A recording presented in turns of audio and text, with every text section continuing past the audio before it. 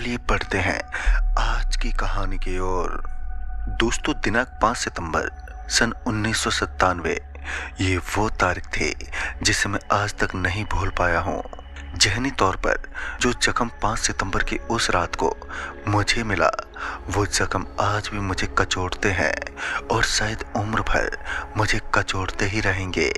दरअसल 5 सितंबर की रात को मौसम अचानक ही खराब होने लगा था। पहले आधी रात, फिर गरजते काले बादलों ने पूरे आसमान को घेर लिया। चूंकि ट्रक पहले से ही ओवरलोड था, तो ऐसे में ट्रक की स्पीड पहले से ही कम थी। मगर अब मौसम को देखते हुए मुझे कभी भी ट्रक को रोकना पड़ सकता था। फिर जब हम नेशनल हाईवे 113 पर पहुंचे, तो तब तक आसमान में छाए हुए बादल एकदम से फट पड़े, जिसके चलते मुझे ट्रक तुरंत ही रोकना पड़ा। हाईवे के किनारे ट्रक लगाने के बाद अब बस बारिश के थमने का ही इंतजार करना था। फिर तकरीबन 2 से 3 घंटे बाद जाकर वो काले बादल बरस के चले गए और अब बादलों के जाने के बाद हमारी बारी थी वहां से जाने की। फिर जब मैंने ट्रक को स्टार्ट करना चाहा, तो ट्रक स्टार्ट ही नहीं हुआ। पता नहीं बैठे बिठाए ये कौन सी खराबी आ गई थी। खैर, उस वक्त मेरे पास ट्रक से उतरकर खराबी का पता लगाने के अलावा कोई दूसरा चारा भी नहीं था। लिहाजन मैं और मेरे साथ ड्राइवर सुशील, जो अभी तक सो रहा था, मैं उसे जगाते हुए बोला, अरे सुशील, देख यार, ट्रक स्टार्ट नहीं हो रही है, देख तो जरा क्या खराबी है इसमें। फिर हम दोनों ही ट्रक से नीचे उतरे। फिर तकरीबन 15 से 20 मिनट में हम दोनों ने पूरे ट्रक की अच्छे से जांच कर ली, मगर हम दोनों को ही अब तक ट्रक में कोई खराबी ही नहीं मिली थी। ऊपर से बीतते वक्त के साथ रात भी गहराती जा रही थी। दूर दूर तक लहराते खेत और सनसनाती हवाओं के अलावा वहां पर कोई तीसरी चीज नजर नहीं आ रही थी। मुझे चिंता तो इस बात की थी, अगर जल्दी यहाँ से नहीं निकले तो माल वक्त पर डिलीवर नहीं हो पाएगा। मैं अभी अपने सर पर हाथ रखे हाईवे के किनारे खड़ा ये सोच रहा था कि तभी सुशील ट्रक की खिड़की से अपना सिर बाहर निकालते हुए बोला, अरे मकरांत, ये पानी की बोतल कहाँ पर रखी है? तो इस पर मैंने कहा, वो वहीं कहीं होगी, ध्यान से देख, मिल जाएगी। मेरे इतना कहने के बाद सुशील पानी की बोतल ढूंढने लगा और वहीं मैं यहाँ से निकलने का रास्ता ढूंढने में लगा था। तभी सुशील ट्रक के अंदर से बोला, अरे पानी की बोतल तो खाली है। ये बोलते हुए वो ट्रक से उतरा और मेरे पास आकर बोला, मकरांत, मैं पानी लेकर आता हूँ। इतना बोलकर जैसे ही वो आगे बढ़ा, मैंने उसे टोकते हुए कहा, अरे क्या तू पानी के पीछे पड़ा है यार? वैसे भी सुनसान हाईवे पर तुझे पानी कहाँ मिलेगा? इस पर सुशील चलते हुए बोला, अरे मैंने वो पीछे एक पेड़ के नीचे कुछ मटकियाँ रखी हुई देखी थी, शायद वो किसी ने यहाँ पर प्याऊ लगाया है। इतना बोलकर वो वहां से चला गया। पल भर में वो इतना दूर चला गया था कि मुझे वो सीधी सड़क पर भी अब नजर नहीं आ रहा था। सुशील के जाने के बाद मैं यही सोच रहा था कि आखिर ट्रक रिस्टार्ट हो क्यों नहीं पा रही है। मैंने एक बार और ट्रक रिस्टार्ट करने की सोची और मैं ट्रक रिस्टार्ट करने के लिए ट्रक में वापस चढ़ा, और जैसे ही मैंने ट्रक रिस्टार्ट किया तो ट्रक चालू हो गई। ट्रक के इंजन की आवाज सुनते ही मेरे दिल का इंजन भी खुशी से झूम उठा। मैंने तुरंत ही ट्रक को रिवर्स में लेना शुरू किया ताकि सुशील को पिक कर लूं।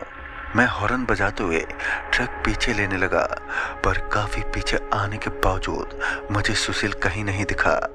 मैं इस बात से हैरान था कि आखिर इतनी जल्दी वो कितनी दूर निकल गया है, क्योंकि वो कहीं नजर नहीं आ रहा था।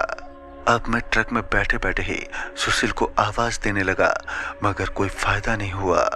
मैं अभी ट्रक को पीछे की तरफ लेता ही जा रहा था कि ट्रक के साइड मिरर में मुझे एक बड़ा घना पेड़ दिखा, जिसके नीचे घड़े यानी पानी के मटके रखे हुए थे। उन मटकों को देखकर मुझे लगा कि हो ना हो सुशील इन्हीं मटकों की बात कर रहा था। मैं तुरंत ही ट्रक से उतरा और सुशील का नाम पुकारते हुए उस घने पेड़ की तरफ बढ़ा। चूंकि सूरज कब का ढल चुका था, तो वहां जो कुछ भी दिखाई दे रहा था वो उतना साफ साफ दिखाई नहीं दे रहा था। ऊपर से जोरदार बारिश ने जमीन को फिसलनदार बनाकर रही सही कसर भी पूरी कर दी थी। फिर मैं जैसे तैसे उस घने पेड़ के नीचे पहुंचा, जिसके नीचे कई सारी मटकियां रखी हुई थीं। मैं अभी उस पेड़ के आसपास ही देख रहा था कि तभी मेरे पीछे कुछ बहुत जोर से गिरा, जिसकी आवाज सुनकर एक पल को मेरी सांसें ही थम गई। फिर जब मैंने उस ओर देखा तो मैंने पाया कि कोई लोहे का बोर्ड नीचे गिरा पड़ा है। शायद तेज बारिश ने जमीन को ढीला कर दिया था और मैं अभी पेड़ के आसपास ही देख रहा था कि मुझे अजीब सी आवाज सुनाई दी, जो उस पेड़ की कुछ ही दूरी से आ रही थी। फिर जब मैंने ध्यान दिया तो मैंने पाया कि कुछ दूरी पर कोई है, यानी कि कोई गिरा पड़ा है जो छटपटा रहा था। मुझे लगा कि सुशीली होगा। मैं तुरंत ही उसी की तरफ बढ़ा। फिर जब मैं उसके पास पहुंचा तो मैंने पाया कि वो सुशीली है, पर उसका पूरा का पूरा सिर मटके के अंदर घुसा हुआ था। सुशील को ऐसी हालत में देखकर मैं हंसते हुए बोला, अरे तेरे से ज्यादा तो समझदार वो पंचतंत्र का कौवा था, और एक तू है जो अपना पूरा का पूरा सर मटकी में फंसाया हुआ है। मैं ये बोलते हुए उसके करीब गया और उसके सिर को मटके से निकालने की कोशिश करने लगा, मगर वो मटका इस कदर उसके सिर में फंसा हुआ था कि सुशील का सिर बाहर ही नहीं आ रहा था। साथ ही मुझे ये बात भी समझ नहीं आ रही थी कि आखिर सुशील का सिर मटके के अंदर गया तो गया कैसे। वहीं सुशील अभी भी छटपटाए जा रहा था। जब मुझे कोई दूसरा रास्ता नहीं सूझा तो मैंने वही जमीन से एक पत्थर उठाया और उस पत्थर से मटकी फोड़ दी। मटकी के फोड़ते ही मटकी से बेतहासा खून बहने लगा था और सुशील तो वहीं औंधे मुंह नीचे गिरा पड़ा था। उस वक्त मैं इतना सारा खून देखकर इस कदर डर गया था कि डर के मारे मेरे तो पसीने छूटने लगे थे। मैं जल्दी से सुशील की तरफ बढ़ा और उसे हाथ लगाते हुए उससे बोला, तू ठीक तो है ना? और ये बोलते हुए जब मैंने उसे हाथ लगाया तो मुझे एहसास हुआ कि वो सांस ही नहीं ले रहा है और उसका शरीर भी बर्फ की तरह एकदम ठंडा है। मैंने जैसे उसका चेहरा पलटकर देखा तो मैं चीखते हुए 2-4 कदम पीछे जा गिरा। दरअसल सुशील का चेहरा एकदम से गायब था, मानो किसी जानवर ने उसका चेहरा खा लिया हो। मैं अपनी जान बचाने के लिए उसी वक्त वहां से भागा और गिरता बजरता अपनी ट्रक तक पहुंचा। ट्रक तक पहुंचते ही मैं ट्रक में बैठा और मैं बस ट्रक स्टार्ट करने ही वाला था कि तभी ट्रक की खिड़की पर किसी ने जोर से थपथपाया। जब मैंने खिड़की की तरफ देखा तो खिड़की के शीशे पर खून लगा हुआ था। तभी मैंने बिना देरी किए ट्रक स्टार्ट की और वहां से बड़ी तेजी से निकला। मैं अभी वहां से निकल ही रहा था कि अचानक से कोई मेरे ट्रक के सामने आ गया, जिस वजह से मैं उसे कुचलते हुए आगे निकल गया। ट्रक के सामने वाला शीशा खून और मांस के चितड़ों से सन गया था। डर के मारे मैं बेतहासा ट्रक को भगाए जा रहा था। इसी बीच जब मेरी नज़र ट्रक की साइड मिरर पर पड़ी तो मैंने देखा कि सुशील ठीक ट्रक के पीछे पीछे भागे आ रहा है। मैं ये तो समझ गया था कि वो अब सुशील नहीं है और मैं ट्रक भगाता ही रहा। तकरीबन 15 से 20 किलोमीटर आते आते मुझे कुछ होने लगा था। फिर जब मैंने अपने हाथों की तरफ देखा तो मैंने पाया कि मेरे हाथों की नसें मोटी और काली पड़ने लगी हैं। मैं अभी अपने हाथों की तरफ देख ही रहा था कि तभी मेरा ट्रक डिवाइडर से टकराते हुए एकदम से पलट गया। ट्रक के पलटने के साथ मेरी भी आंख बंद हो गई। फिर जब मेरी आंखें खुली तो सूरज निकल आया था और मैं किसी पेड़ के नीचे जमीन पर पड़ा हुआ था। फिर जब मैं उठकर बैठा तो मैंने पाया कि मेरे आसपास काफ़ी लोग जमा हैं जो मुझे बड़े अजीब ढंग से घूरे जा रहे थे। तभी उनके बीच बैठा एक बुजुर्ग आदमी मेरे करीब आया और बोला, क्या तुमने खबड़िया हाईवे के किनारे पेड़ के नीचे रखे मांस के मटकों को किसी भी तरह से कोई नुकसान पहुंचाया है? मटकों का नाम सुनते ही मैं उस आदमी से बोला, हाँ, वो मेरे दोस्त का सिर उस मटकी में फंस गया था और मैंने उसे उस मटकी से बाहर निकालने के लिए वो मटकी तोड़ दी। मगर आपको कैसे पता चला? इस पर वो मेरे हाथ पे अपना हाथ फेरते हुए बोला, इन काली मोटी पड़ी नसों को देखकर तुमने वो मटकी फोड़कर अपनी जान की कुर्बानी दी है। कुछ दिनों में तुम्हारे शरीर की सभी नसें इतनी फूल जाएंगी कि वो जकड़ पड़ेंगी और तुम्हारी मौत हो जाएगी। उस बूढ़े बाबा की बात से ये तो साफ जाहिर था कि बाबा को उन मटकों के बारे में सब कुछ पता था, और जिससे मुझे लगा कि बाबा के पास जरूर कोई उपाय होगा। लिहाजन मैंने उनके पैर पकड़ लिए और गिड़गिड़ाते हुए बोला, बाबा बाबा मुझसे अनजाने में गलती हो गई है, आप कुछ करो, मैं मरना नहीं चाहता। इस पर उस बाबा ने कहा, मैं तो कुछ नहीं कर सकता, मगर हाँ वो कर सकता है जिसने वो मांस की मटकियां बनाई हैं। ये सुनते ही मैं एकदम से बोल पड़ा, कौन है वो और कहाँ पर मिलेगा? बाबा ने आगे बताते हुए कहा कि इस गांव के अगले 3 गांव छोड़कर एक गांव है शिकारपुर, जहां कोई नहीं रहता सिवाय उस मांस की मटकी बनाने वाले के। शायद वो तुम्हारी मदद कर सकता है, मगर उसे मनाना इतना आसान भी नहीं होगा। फिर मैं इतना जानते ही उसी वक्त उस मांस की मटकी बनाने वाले से मिलने के लिए निकलना चाहता था, मगर जब उस बाबा ने कहा कि वो सिर्फ रात के वक्त ही उस वीराने गांव में मिलेगा, तो मैं रुक गया और रात होते ही मैं निकल गया। तकरीबन 3 से 4 घंटे पैदल चलने के बाद आखिरकार मैं शिकारपुर पहुंच ही गया, जहां एक अजीब सा मातम पसरा हुआ था। पूरा का पूरा गांव सच में वीरान था, मगर फिर भी ऐसा लग रहा था कि उन घरों में लोग हैं और बहुत ही दुखी हैं। मैं किसी तरह उस मटकी वाले को खोजते खोजते हुए गांव के अंतिम छोर पर आ गया, मगर अब तक मुझे वो कहीं पर नजर नहीं आया। मैं पहले ही काफी थक चुका था और ऊपर से मेरे शरीर की फूली हुई नसें भी मुझे अलग ही दर्द दे रही थी। मैं आसपास देख ही रहा था कि मुझे कुछ आवाज सुनाई पड़ी। उस आवाज से ऐसा लग रहा था कि मानो कोई मिट्टी गूंद रहा हो। मैं उस आवाज का पीछा करता हुआ जब उस जगह पर पहुंचा तो मैंने पाया कि एक आदमी मिट्टी गूंद रहा है। मैं उसे देखते ही समझ गया कि ये वो ही है। फिर जब मैं उसके करीब पहुंचा तो मेरा ध्यान वहां पड़े उन मांस के चितड़ों पर गया जिसे वो मिट्टी की तरह गूंद रहा था। उसे मांस को गूंदता देखकर मैं समझ गया कि आखिर वो बाबा इस आदमी को मांस की मटकी बनाने वाला क्यों कह रहे थे। मेरी हिम्मत तो नहीं हो रही थी कि मैं उसे टोकूं, मगर मेरे पास कोई दूसरा चारा भी नहीं था। लिहाजन मैंने उसे टोकते हुए कहा, भाई साहब सुनना जरा। मेरे इतना कहते ही वो आदमी मेरी तरफ पलटा। उसके पलटते ही जब मैंने उसे देखा तो मैंने पाया कि वो आदमी बहुत ही उदास है।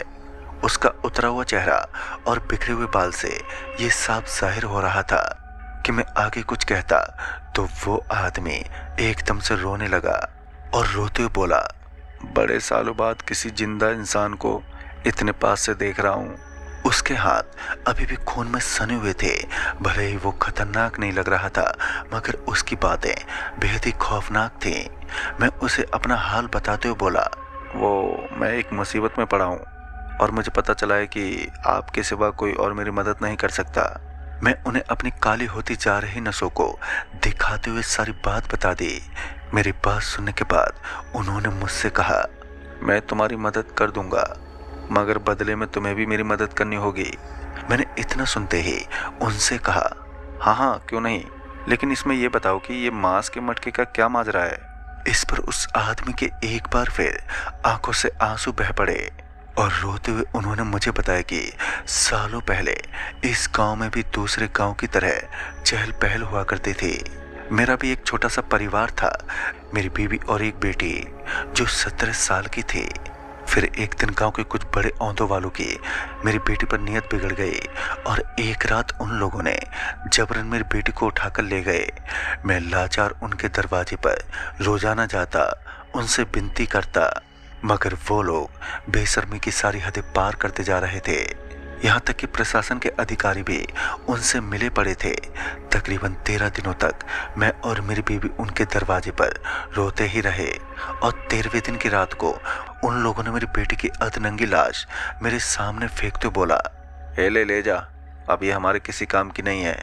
बेटी की लाश को देखते ही मेरी बीवी ने उसी वक्त दम तोड़ दिया, मगर मैं नहीं मरा, किसी तरह जब मैं अपनी बीवी और बेटे की लाश को जलाने के लिए शमशान पहुंचा तो वहां एक तांत्रिक मिला और पता नहीं कैसे उस तांत्रिक को पहले से ही सब पता था। उसने मुझसे कहा, अगर तुझे बदला लेना है तो जैसा मैं कहता हूँ ठीक वैसा ही कर।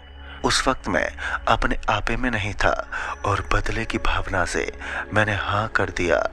मेरे हाँ करने के बाद 3 दिनों तक उस तांत्रिक ने एक काली पूजा करके एक शैतान को जगाया और फिर उस शैतान को उन लोगों को मारने के लिए भेज दिया। फिर अगली सुबह मुझे पता चला कि वो तीनों बहुत ही दर्दनाक मौत मरे हैं। मुझे उनकी मौत से खुशी तो मिली, मगर मुझे ये पता नहीं था कि आगे कुछ ऐसा होने वाला है जो पूरे गांव पर भारी पड़ने वाला है। उसी रात जब मैं उनकी मौत की खुशियां मना रहा था कि तभी वो शैतान मेरे पास आया और मुझसे बोला, मुझे भूख लगी है, और ये बोलकर वो गायब हो गया और अगली ही सुबह गांव में मातम पसर गया। दरअसल उस शैतान ने बहुत से गांव वालों की जान ले ली थी। मुझे ये समझते देर नहीं लगी कि ये सिर्फ शुरुआत भर है, लिहाजा मैं फिर से उस तांत्रिक के पास पहुंचा।